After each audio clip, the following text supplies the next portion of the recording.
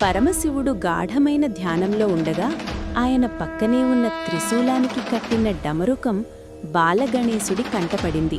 తండ్రిని అనుకరిస్తూ ఆ చిన్నారి గణపతి డమరుకాన్ని చేతిలోకి తీసుకుని వాయించడం ప్రారంభించాడు.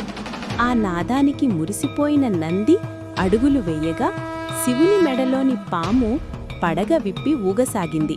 కైలాసంలోని పక్షులు, జంతువులన్నీ గణేశుడి చుట్టూ చేరి నాట్యం చేయడం మొదలుపెట్టాయి. ఆ శబ్దం విశ్వమంతా ఓంకారనాదంలా ప్రతిధ్వనించింది. ఆ మధురమైన సంగీతానికి శివుని ధ్యానం భంగమైంది. ఎదురుగా తన కుమారుడు సకల జీవులను అలరిస్తూ సంగీత కచేరీ చేయడం చూసి శంకరుడు మురిసిపోయాడు. ఆ రోజు శివుడు గణేశుడికి సంగీతంలోని సప్తస్వరాల రహస్యాలను ఉపదేశించాడు.